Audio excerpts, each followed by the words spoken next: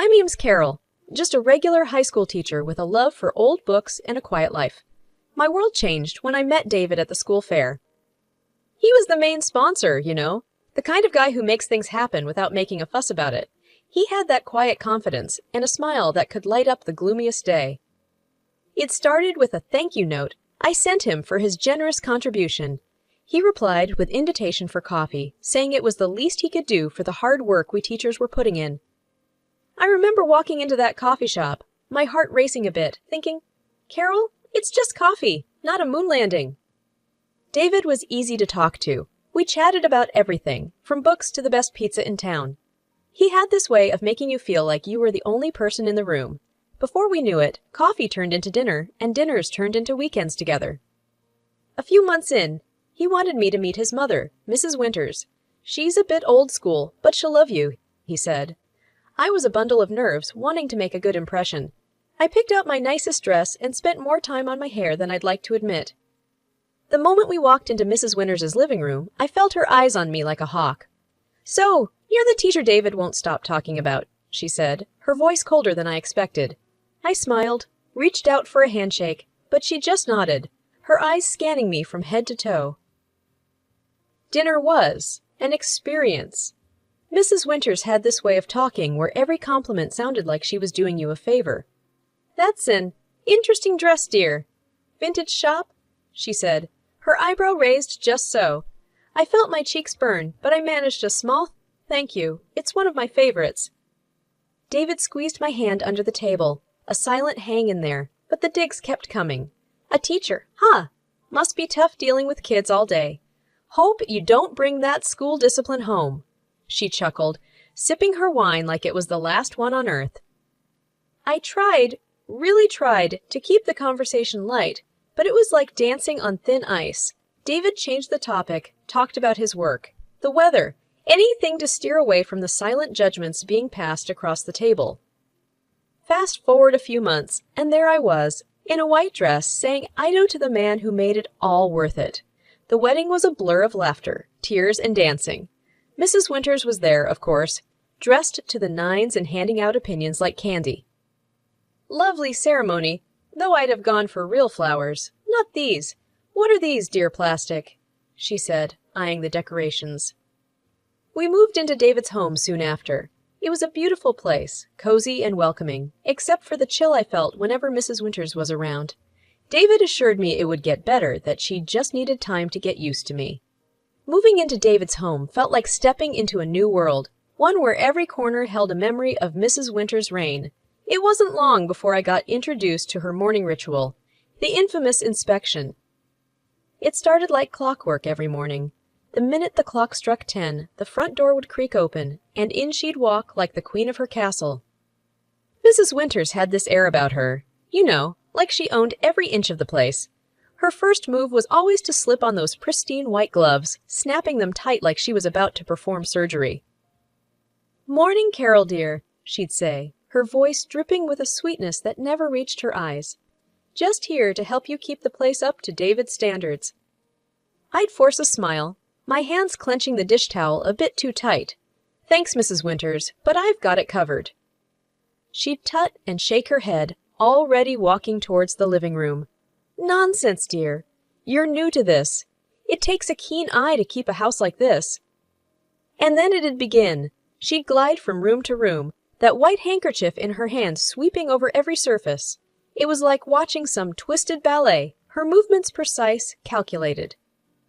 "You see here, dear," she'd say, holding up the handkerchief, now with a faint smudge of dust.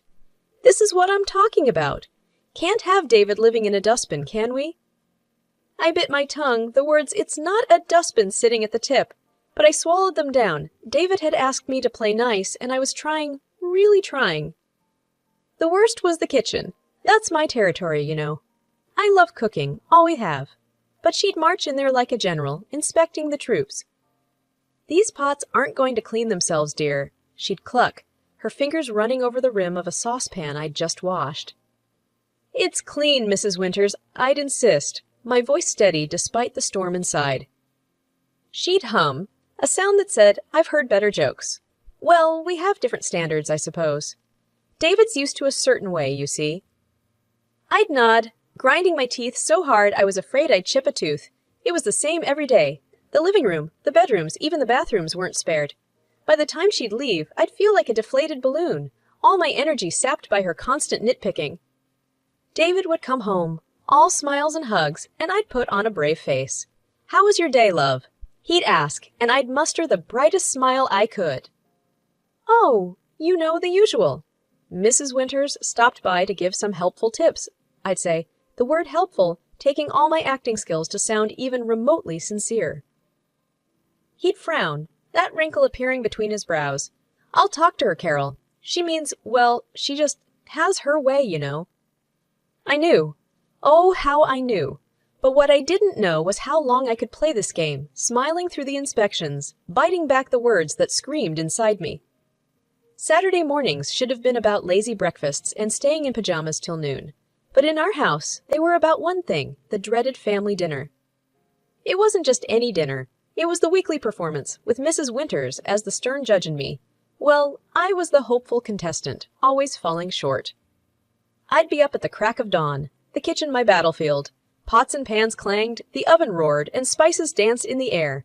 It was my attempt, week after week, to impress the unimpressible. Mrs. Winters. David, bless his heart, would stumble in half awake. "Need any help, love?" he'd ask, rubbing sleep from his eyes. I'd shoo him away with a spoon covered in sauce. "Go get ready. Your mom will be here any minute, and you know how she is about punctuality." He'd chuckle, a sound that held a mix of love and a hint of worry. "Yeah, if you're on time. You're late. That's her motto." The clock hadn't even struck 6 when we'd hear the sharp rap on the door. Showtime. Mrs. Winters and Mr. Winters would step in, him with his warm smile, her with her eyes already scanning for faults. "Smells good in here, Carol. What's on the menu today?" Mr. Winters would always start off with a compliment, his genuine kindness a stark contrast to his wife.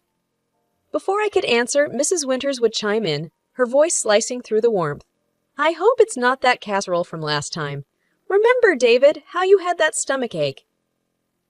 David would wince, a silent plea in his eyes, begging me not to retort. "Mom, Carol's been working hard all day. Let's just enjoy the meal, yeah?" Dinner would be a tense affair. Mr. Winters would heap praises, his delicious "dear," and "you've outdone yourself, Carol," battling against Mrs. Winters's relentless critique. "This chicken is dry, dear. You really must learn to keep an eye on the oven," she'd say, pushing her barely touched plate away. I'd grit my teeth, forcing a polite, "I'll remember that for next time, Mrs. Winters." David would try to lighten the mood, his jokes a desperate attempt to bridge the widening gap at the table, but it was like throwing pebbles into a chasm, hoping for a bridge. And then, just when I thought I'd survived the worst, dessert would come, and with it, a fresh wave of critiques. "Is this pie supposed to be this? Crunchy?" Mrs. Winters would ask, the word crunchy sounding more like catastrophics. I'd swallow the lump in my throat, my reply a mix of wariness and defiance. "It's a family recipe, Mrs. Winters. It's always a hit." She'd raise an eyebrow, her gaze saying clearer than words, "Not in this family, dear." As they'd leave, Mr. Winters would give me a warm, encouraging hug, whispering, "Don't mind her, Carol. We all love your cooking." But Mrs. Winters's parting words would always be a reminder of the invisible scoreboard where I was always trilling. "Try harder next time, dear. A happy husband is a well-fed husband." The door would close behind them, and I'd stand there, a mix of frustration and defeat simmering inside. David would wrap his arms around me, his silence a mix of apology and solidarity. "It's just one night a week, love. We'll get through this," he'd whisper, his words a lifebuoy in the stormy seas of Saturday dinners. The news of the pregnancy should have been a moment of pure joy, a new chapter for David and me. But amidst the excitement, a shadow lingered, the thought of Mrs. Winters's reaction. David was over the moon, grinning ear to ear. "We're going to be parents. Carol, can you believe it?" he'd say, wrapping me in a hug so tight it felt like nothing could go wrong. But the first time Mrs. Winters dropped by after hearing the news, the air was thick with tension. I braced myself for her words, hoping maybe, just maybe, this new life might soften her. Well, I do hope you've read up on parenting, Carol. It's not all cooing and cuddling, you know, she started, her tone as sharp as ever. I bit back a sigh, a fake smile plastered on. We're thrilled, Mrs. Winters. And yes, we're reading a lot, getting ready for the baby. She sniffed, peering at me like she was assessing if I was up to the task. Well, make sure you follow the right books. Some of these modern ideas are just nonsense. David squeezed my hand under the table, a silent message of support. But as the weeks turned into months, the pressure didn't ease. Mrs. Winters's visits became a litany of advice and thinly veiled criticism. You're not eating enough greens, Carol. You want the baby to be healthy, don't you? She'd say, eyeing my plate like it was a crime scene. Or make sure you're not being too lazy. Exercise is important, but don't overdo it. You wouldn't want to harm the baby. It was a no-win situation. Do too little and I was careless. Do too much and I was reckless. The breaking point came one quiet afternoon. Mrs. Winters had just left. Her parting words, make sure the nursery is painted soon. You don't want the baby coming home to an unready house, ringing in my ears. David found me in the nursery, the paint samples scatter around, tears streaming down my face. Carol, what's wrong? Talk to me, love, he said, his voice laced with worry. I let it all out. The frustration, the hurt, the exhaustion. I can't do this anymore, David. It's like I'm walking on eggshells in my own home, your mother. It's just too much. David's face hardened, a rare sight. I'll talk to her, Carol. This ends now. You and the baby are my priority. And he did. That evening, I heard hushed, tense voices from the living room. I couldn't make out the words, but the tone was clear. David was setting boundaries, fighting for our little family. The next day, Mrs. Winters's visits stopped. No more morning inspections, no more veiled insults. It was a relief, yet the silence felt heavy, charged with unsaid words and unresolved tensions. David was quieter, too, his smiles not reaching his eyes. She's my mom, Carol. It hurts, but you and the baby come first. Always? I held him close, the future uncertain but our resolve clear. We were a team, and we'd face whatever came next, together. 7 years flew by since Lily, our little bundle of joy, came into our world. David was a doting father, his love for Lily shining in his every action. My father-in-law, a gentle soul, adored his granddaughter, his face lighting up with every giggle and every new word Lily spoke. But there was a chill that never thawed, a coldness that lingered in the air whenever Mrs. Winters was around. She kept her distance from Lily, her words as sharp as ever. Children should be seen and not heard, she'd say, dismissing Lily's cheerful chatter as nothing more than noise. Lily, with her big heart and innocent eyes, couldn't understand why her grandma wasn't like the ones in her storybooks. She'd try, in her own sweet way, to win over Mrs. Winters. Look, Grandma, I drew this for you, she'd say, holding up a crayon masterpiece. Mrs. Winters would barely glance at it, her voice devoid of warmth. That's nice, dear. Now go play, Grandma's busy. But Lily never lost her spirit. She found her passion early, cooking. The kitchen was her kingdom, her small hands skillfully mixing, stirring, and baking. Every weekend was a new adventure, her culinary creations a source of pride for us. Look, Daddy, I made cookies, she'd exclaim, her face beaming as she presented her latest work. David would scoop her up, his laughter filling the room. Chef Lily, you have outdone yourself! These are delicious! Even my father-in-law couldn't resist Lily's kitchen magic. My little chef, he'd say, his eyes twinkling as he took a bite, you'll be running your own restaurant in no time. Their words were a balm to Lily's soul, a stark contrast to the cold indifference she received from Mrs. Winters. But children have a resilience, a way of focusing on the love they receive, not the affection withheld. One evening, as Lily set the table, her latest culinary creation taking center stage, she looked up at me, her eyes serious. Mom, why doesn't Grandma like my cooking? Doesn't she like food? I knelt beside her, my heart aching with the innocence of her question. Sweetheart, Grandma, she's just different. But your cooking is wonderful, and Daddy and Grandpa and I, we love it. That's what matters, right? Lily nodded, her smile returning, the shadow of Mrs. Winters's indifference brushed aside by the love of those who mattered most. The Christmas invite from Mrs. Winters was a surprise. but Lily's excitement at the chance to showcase her cooking made us accept. Together, we baked gingerbread and apple pie, her little hands working diligently, her eyes sparkling with pride. "Grandma and everyone are gonna love these, right, Mom?" she'd ask, her confidence as warm as the oven. "Absolutely, sweetheart," I'd reassure her, though a part of me dreaded the unpredictable tides of Mrs. Winters's approval. Arriving at the bustling house, we placed our dishes on the grand Christmas table, an array of colors and smells that promised a feast. Lily's face was a picture of joy and anticipation as we mingled, catching up with relatives we hadn't seen in ages. But as we settled at the table, ready to share the meal and the joy of the season, Lily's excitement turned to confusion, then distress. "Mom, where's our gingerbread and pie?" she whispered, her small voice trembling. I scanned the table, a sinking feeling in my stomach. Our dishes were missing. Mrs. Winters at the head of the table was holding court, her laughter ringing out clear and sharp.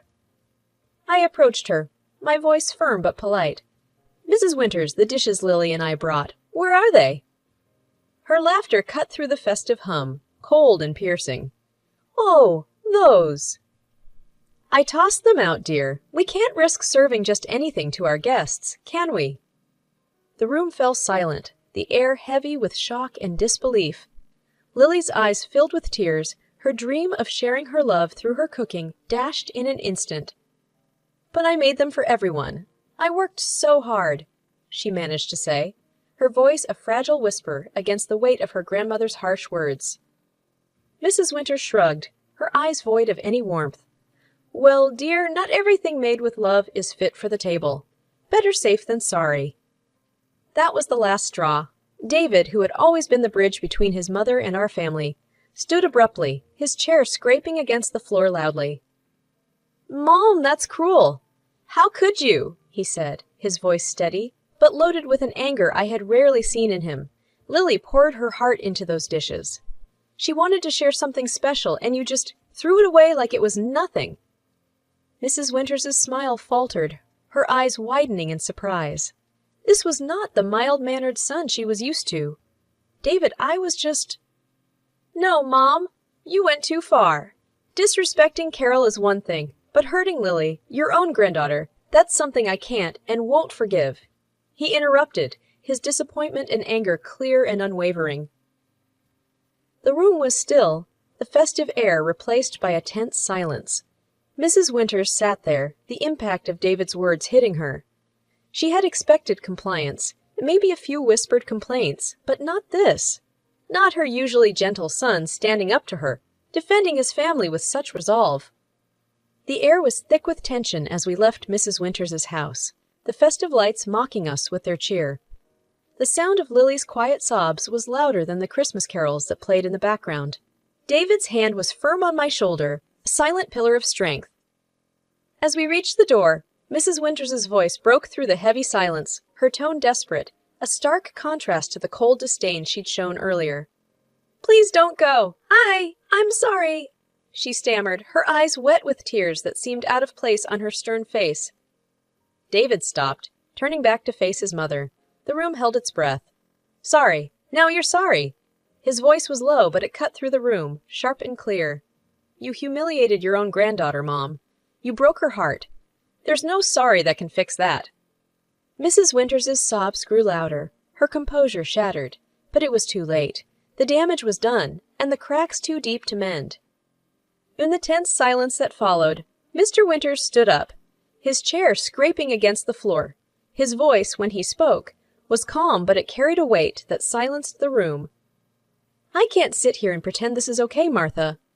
"Not this time."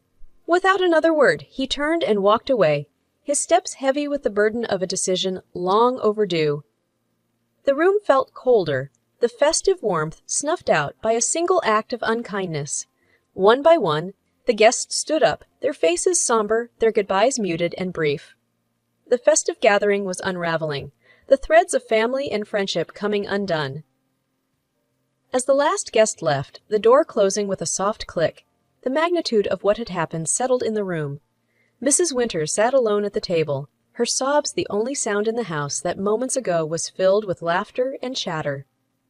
Outside, the cold air bit at our cheeks, a stark reminder of the warmth we'd left behind.